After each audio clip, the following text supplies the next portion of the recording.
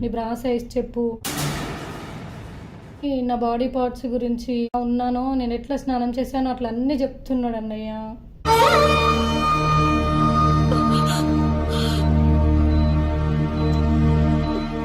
నేను పోలీస్ స్టేషన్లో కేసు పెడతాను నీ మీద. పెట్టుకో, నువ్వు అట్లా పెట్టుకుంటే నేను నీ వీడియోలు బయట పెడతా. నువ్వు మర్చిపోకు, నా దగ్గర నీ ఫోటోలు నీ వీడియోలు అన్నీ ఉన్నాయి. నువ్వేం చేయాలో చేసుకున్నావు అనుకో, నేను నీ ఫోటోలు అవన్నీ సోషల్ మీడియాలో పెట్టేస్తా.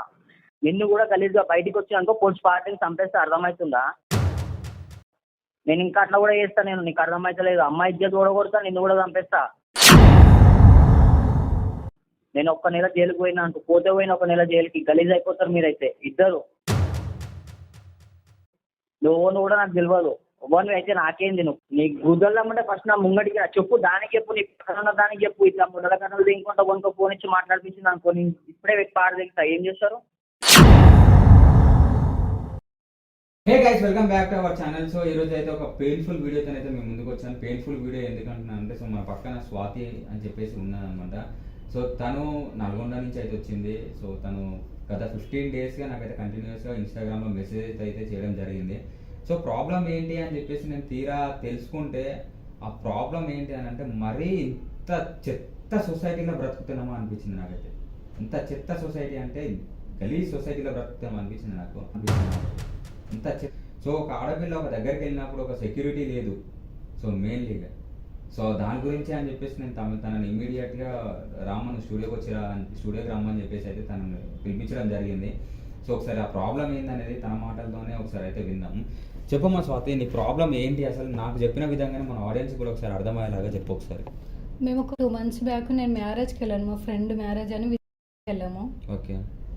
అక్కడ వాళ్ళ ఇంట్లో ఉండడానికి వీలు కాక మేము హోటల్లో రూమ్ తీసుకున్నాము. ఓకే. హోటల్లో రూమ్ తీసుకున్న తర్వాత అక్కడ రిసెప్షన్లో తీసుకుంటారు కదా మన అడ్రస్, అవి మన ఫోన్ నెంబర్, అన్ని డీటెయిల్స్ అన్నీ తీసుకుంటారు కదా. అవును, తీసుకున్నారు. అక్కడ ఒక 1 day స్టే చేసాం. మేము స్టే చేసి వచ్చిన తర్వాత, మ్యారేజ్ నుండి వచ్చిన తర్వాత ఎవరెవరు వెళ్ళారు? నేను మా ఫ్రెండ్స్ వెళ్ళాము, 3 వెళ్ళాము. నాతో పాటు ఇంకిద్దరు ఫ్రెండ్స్, నేను, ముగ్గురం వెళ్ళాము.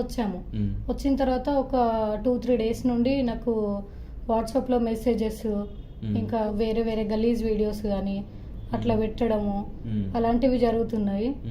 అసలు ఎట్లా అంటే మస్తు టార్చర్ అవుతుందన్న నాకు. బ్లాక్ చేస్తే మళ్ళీ వేరే వేరే నంబర్ల నుండి ఫోన్ కానీ వాట్సాప్ మెసేజెస్ కానీ వస్తూనే ఉన్నాయి. ఎన్ని నంబర్లు బ్లాక్ చేసినా అన్ని నంబర్ల నుండి వస్తూనే ఉన్నాయి. చేసి ఏం మాట్లాడుతున్నారు అసలు వాళ్ళు? నా దగ్గర మనీ లేక ఫోన్పే చేసామన్నట్టు, ఫోన్పే చేసాం వాళ్ళకి. సో తన నంబర్ నాకు కొంచెం ఐడియా ఉంది, వాళ్ళ నంబర్ నుండే వస్తున్నాయని నేను అనుకుంటున్నా. ఆ ఒక్క నంబర్ నేను దాన్ని బ్లాక్ చేశాను. బ్లాక్ చేస్తే మళ్ళీ మళ్ళీ ఫోన్ కానీ మెసేజ్ కానీ వస్తూనే ఉన్నాయి. వేరే వాళ్ళు ఇట్లా సెక్స్ వీడియోస్ కానీ, ఇంకా బ్రాలో ఉన్నవి కానీ, వేరే వాళ్ళు ఇట్లా సెక్స్ వీడియోస్ కానీ అలా ఉన్నాయి, వస్తున్నాయి. నావి కూడా ఉన్నాయి అని చెప్తున్నారు. అంటే నీ వీడియోస్ వాళ్ళ దగ్గర? నా వీడియోస్ ఉన్నాయి, నువ్వు నా దగ్గరికి రావాలి, నువ్వు నాతో సెక్స్ పరంగా ఉంటేనే నేను ఇవి తీసేస్తాను,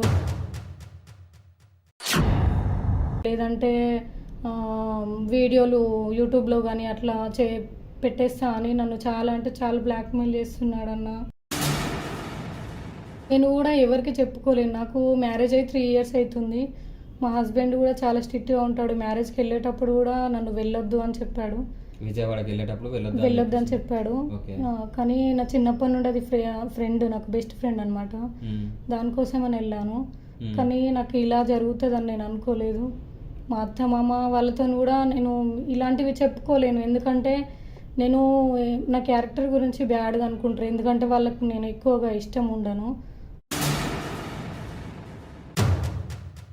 అందుకనే నేను ఎవరితో చెప్పుకోలేకపోతున్నా. ఇక్కడికి వస్తే మీరు ఒక సొల్యూషన్ ఇస్తారు కొంచెం అని నేను ఇక్కడికి రావడం జరిగింది. నాకు ఏదైనా న్యాయం కావాలి అన్న. ఖచ్చితంగా చేద్దామమ్మా, ఏడవకు నువ్వు. ఫస్ట్ ఆఫ్ ఆల్ అయితే నాకు చాలా అంటే చాలా అదే చెప్తున్నాను. నువ్వు ఫోన్లో మాట్లాడేటప్పుడు కూడా ఏడుస్తున్నావు నువ్వు.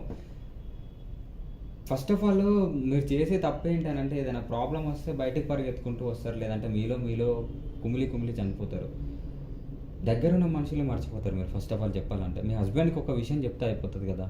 సపోర్టివ్ చెప్పలేదన్న, తను చాలా స్ట్రిక్ట్ అన్న, అందుకనే నేను ఏ విషయం చెప్పట్లేదు. తనకి మ్యారేజ్ కూడా వెళ్తుంటే వద్దన్నాడు కదా, మళ్ళీ ఇప్పుడు వద్దంటుంటే వెళ్ళి ఇట్లాంటివి చేసావు అని చెప్పి మళ్ళీ నన్ను ఏమన్నా అంటారేమో అని నేను ఇంకా తనకి ఏం చెప్పుకోలేదు. ఓకే. నాకు తను మెసేజ్ చేస్తుంటే అవన్నీ చూస్తుంటే నాకు నైట్ అసలు నిద్ర కూడా పోవట్లేదు. ఇప్పుడు ఈ 1 month నుండి సరిగా నిద్ర కూడా పోవట్లేదు. ఒకటే మెసేజెస్ వస్తూనే ఉన్నాయి. నెట్ ఆన్ చేస్తే చాలు ఏదో ఒకటి వస్తూనే ఉంటుంది. అంటే మెసేజ్ పెడతాడా లేకపోతే ఇంకేమైనా పెడతాడా? మెసేజెస్ పెడతాడు, వీడియోస్ పెడతాడు, వాయిస్ మెసేజ్ పెడతాడు. నువ్వు ఇక్కడికి రా, నువ్వు అక్కడికి రా, నీకేం కావాలో చెప్పు, నేను తీసుకొస్తా, నీ బ్రా సైజ్ చెప్పు,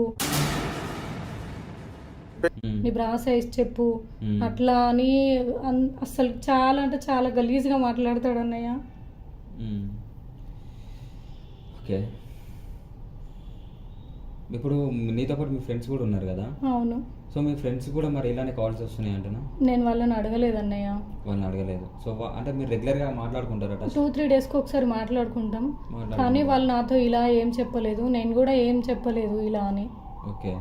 హోటల్ వాళ్ళదే నెంబర్ అని చెప్పేసి నువ్వు ఎట్లా అనుకుంటున్నావు? నువ్వు వాళ్ళే చేస్తున్నారని చెప్పేసి అంటే నాకు డౌట్ వస్తుంది. మేము అక్కడే హోటల్లోనే ఉన్నాను, నేను ఎక్కడ ఎవరింటి దగ్గర అట్లా స్టే చేయలేదు. ఫస్ట్ టైం నేను అక్కడికి వెళ్ళాను, హోటల్లో విన్నాను ఇట్లా ఉంటాయి అది ఇదని, కానీ నిజంగా అట్లా ఉంటాయి అని నేను ఎప్పుడు అనుకోలేదు. ఇట్లా బ్లాక్మెయిల్ జరుగుతుందని కూడా నేను ఎప్పుడు అనుకోలేదు. నాకు అసలు నిజంగా మాటలు వింటుంటే నాకు చచ్చిపోవాలనిపిస్తుంది అన్నయ్య. ఏ హోటల్ అది? హోటల్ పేరేంటి కదా? మేము బస్ స్టాప్కి వెళ్ళిన తర్వాత మాకు ఆటో ఎక్కాము. మేము ఎక్కిన తర్వాత ఆటో డ్రైవర్ని అడిగాము, హోటల్స్ ఏమన్నా ఉంటే తీసుకెళ్ళండి అన్న అని అడిగాము. తీసుకెళ్ళాడు తను. అక్కడ ఓయో అని ఉంది. ఓయో కింద పేరు ఉంటుంది కదా మళ్ళీ? మేము అవన్నీ ఏం చూడలేదన్న. ఓయో అంటే బాగానే ఉంటదేమో అని వెళ్ళాము, అంతే. అంతే వెళ్ళిపోయారు ఇంకా. సో నాకు ఆ డౌట్, ఇది ఒక్కటే ఒక డౌట్ అమ్మ నాకు. అంటే ఇప్పుడు ఆ హోటల్ వాడే అయితేనేమో ఖచ్చితంగా మీ ముగ్గురు ఇప్పుడు నీతో పాటు ఇంకా మీ 2 ఫ్రెండ్స్ కూడా ఖచ్చితంగా ఫోన్ కాల్స్ మెసేజెస్ రావాలి. వాళ్ళకి మ్యారేజెస్ అయినాయా? కాలేదు. వాళ్ళకి మ్యారేజెస్ కాలేదు. సో సరే మ్యారేజ్ కాకపోయినా సరే నీతో పాటు ఉన్నారు కాబట్టి మేము 2 ఫ్రెండ్స్ కూడా కాల్స్ మెసేజెస్ వీడియోస్ అయితే ఖచ్చితంగా రావాలి. కానీ వస్తలేదనంటే అతను హోటల్ వాడు కాదేమో అనిపిస్తుంది నాకు.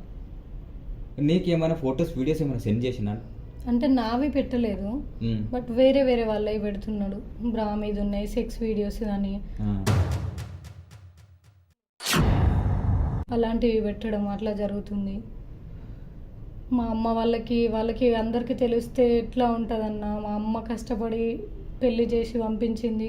3 years నుండి ఏ రిమార్క్ లేదు నాకు. మంచిగా ఉన్నాం మేము, చాలా అంటే చాలా హ్యాపీగా ఉన్నాము. కానీ ఇప్పుడు ఇలా జరుగుతుందని ఎప్పుడు అనుకోలేదు.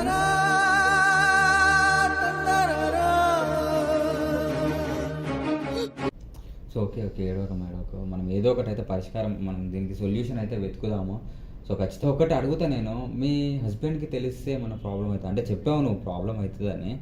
సో నేను మళ్ళీ ఒకసారి అడుగుతున్నాను, ఎందుకంటే మనం ఒకసారి ఇప్పుడు నీకైతే ఎవరైతే ఫోన్ చేస్తున్నారో అతనికి ఫోన్ చేసి మాట్లాడిన తర్వాత ఇక్కడ వినపోతే నెక్స్ట్ స్టెప్ తీసుకుంటాం కదా, అప్పుడు మీ హస్బెండ్ సపోర్ట్ అనేది మనకి కొంచెం కావాలి. సో హస్బెండ్ సపోర్ట్ కావాలి కాబట్టి ఒక మాట మనము చెప్పుదాము అని అంటున్నాను నేను. మనం ఇక్కడి నుంచే చెప్దాం, స్టూడియో నుంచి. ఏమంటారు? సరే అన్న, చెప్దాము. సో మ్యారేజ్లో ఎవరన్నా నీతో మిస్బిహేవ్ చేయడం కానీ లేకపోతే తేడాగా ప్రవర్తించడం కానీ అట్లేమన్నా కనిపించిందా? లేదన్నయ్య, అందరు మాకు తెలిసిన వాళ్ళే ఉన్నారు. అందరు మీకు తెలిసిన వాళ్ళే ఉన్నారు. అయితే నాకు ఒక్కటి డౌట్ ఏంటనంటే, అదే చెప్తున్నాను కదా ఇంతసేపు నాకు ఇది ఒకటే అనిపిస్తుంది. నీ ఒక్క వీడియోస్ ఫొటోస్ ఆయన దగ్గర ఉండడం ఏంది? ఉంటే 3 వీడియోస్ ఫొటోస్ ఉండాలి, కానీ నీ ఒక్కదాన్నే బ్లాక్మెయిల్ చేయడం ఏంది? మీ ముగ్గురికి ఫోన్ చేయాలి. చేస్తే పెళ్లి ముందుకి ఇట్లా ఎవడన్నా టార్చర్ లేదు. ఫోటోను పంపించిన అనేది? నావే పంపించలేదు, వేరే వాళ్ళవి పంపిస్తుంది. వేరే వాళ్ళైతే పంపించిన, నీవైతే పంపించలేదు. నాకు ఏమనిపిస్తుంది అంటే వాడు ఏదో టైం పాస్ కి అంటుండేమో అనిపిస్తుంది నాకు. అది మరి అవునా కాదు? నేను కూడా అలానే అనుకున్నా, కానీ నా బాడీ పార్ట్స్ గురించి ఉన్నానో, నేను ఎట్లా స్నానం చేశానో అట్లా అన్ని చెప్తున్నాడు అన్నయ్య.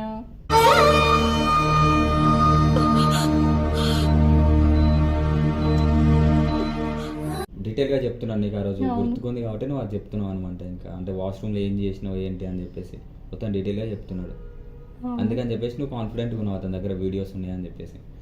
ఫస్ట్ అయితే కాల్ మాట్లాడదాం. ఫస్ట్ కాల్ మాట్లాడి దాని తర్వాత స్టెప్ ఏందో మనం అయితే తీసుకుందాం, ఓకేనా? సో ఒకసారి నెంబర్ అయితే చెప్పాము. ఒకసారి నెంబర్ చెప్పు ఒకసారి.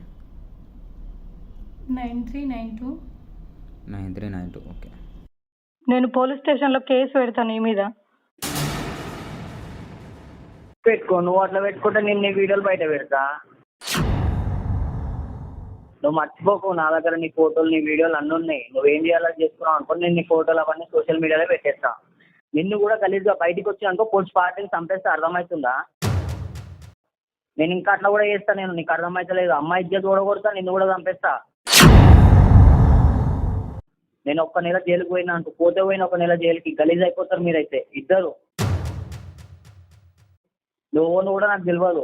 నువ్వు అయితే నాకేంది? నువ్వు నీ గుద్దలమ్మంటే ఫస్ట్ నా ముంగడికి రా, చెప్పు. దానికి చెప్పు, నీ పక్కన దానికి చెప్పు. ఇట్లా ముందల కన్నా ఇంకొంత కొనుక్కో ఫోన్ ఇచ్చి మాట్లాడిపించింది అనుకో, నేను ఇప్పుడే పాడు తెగుతా. ఏం చేస్తారు?